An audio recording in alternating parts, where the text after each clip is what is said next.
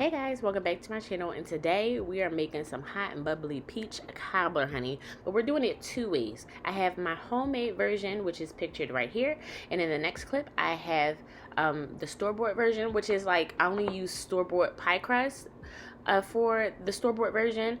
Of course, homemade is always best, but if you're in a time crunch, I'm going to show you how to get it done. All right, let's get into it.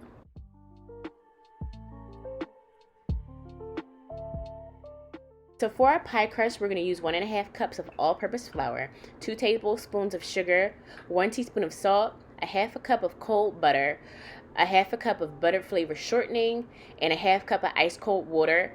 And you can use more water if your dough is a little bit too dry, but this worked perfectly for me. So we're going to start with adding our flour, sugar, salt, butter, and shortening into a bowl.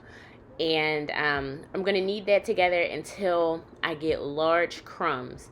So you want all that powdery flour to be gone, and you want it all to look like crumbs, large crumbs.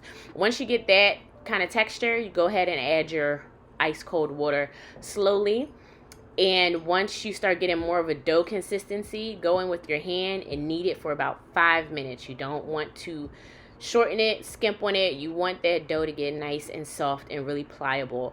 And you can only get it by kneading it for 5 minutes. Okay, now if your dough is still tough and hard, keep kneading it, baby. Okay, you want it to be nice and pillowy. So once you get the desired texture, wrap it up, put it in your freezer if you're going to use it immediately so it can get nice and cold, or put it in your fridge for about 30 minutes until it gets ice cold, and then you can use it.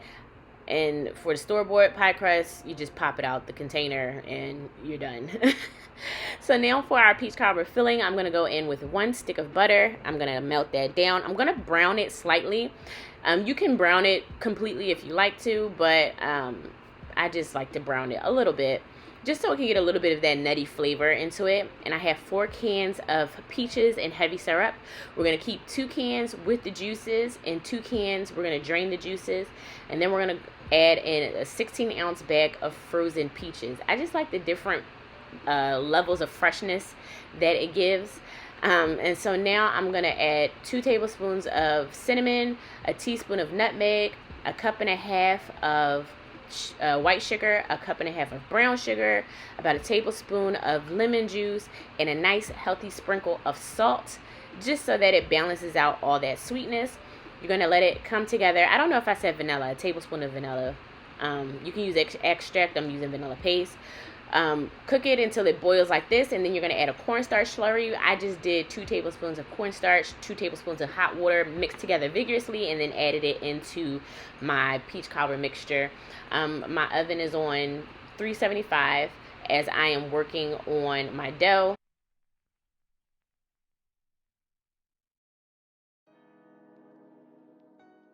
Okay, so as you saw, I cut my dough in half. I'm going to use 1/2 for the topping, and this part, or this portion, is going to be used for the bottom part of my peach cobbler, the part that goes on the bottom of the pan. And so now that it is all, what is that? When you knead it, you roll it. Now that it's all rolled out, I'm going to spray it with some baking pan at the bottom, and then I'm going to add my dough into the pan. I'm going to make sure it's touching all the sides. And I feel like I cut mine a little bit too low, too short. I should have left some extra dough on the sides, because I forgot when you bake things, it shrinks. And so I should have just left the dough as it was, but it's fine. It is what it is. It still came out delicious. So I'm just trimming up my dough now, and we're going to use that extra dough. So leave it to the side. As you can see, I took the dough, I rolled it out, and now I'm creating strips.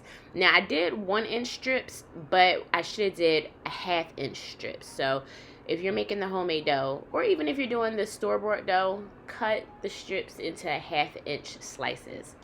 So as you can see, I'm just kneading out my dough, and then I'm gonna go in and slice it up. And I'm trying to get straight edges on both sides, just so that the pie could look neater as I lay the strips across it. And then that extra dough that you see, we're not getting rid of it. It's not scraps. So leave it to the side. That's going to be a tasty treat later for those who's been helping you in the kitchen or for yourself. But I'm going to show you how to get into that a little bit later. So now that the homemade dough is done and set to the side, you want to also use flour in between the layers of that homemade dough so it doesn't stick. We're going to go in with the pie crust from the store and do the same thing. And those little slices, as you can see, I use as dumplings. Just sprinkle that in, and now I'm laying the strips that I cut on the top to make a pretty little pattern for your peach cobbler.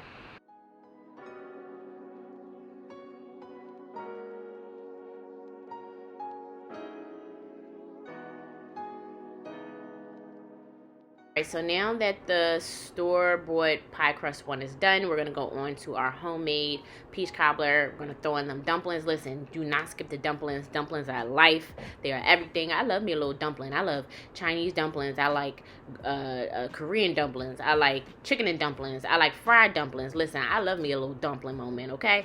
So if you don't like dumplings, you're missing out.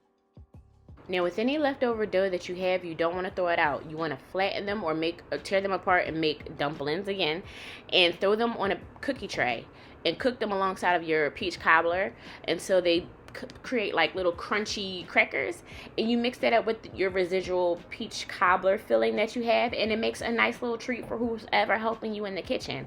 Okay, so that way you don't have to dig into your peach cobbler to know how it tastes. You don't have to dig into your peach cobbler and mess up that presentation.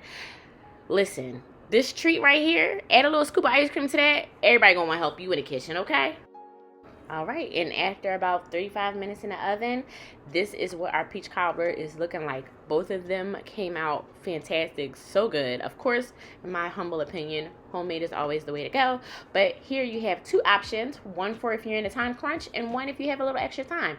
So if you like this video, make sure you subscribe if you haven't already. Make sure you give it a thumbs up and leave any questions or comments you have down in the bottom in the comment section. And I will see you guys in the next video. Bye.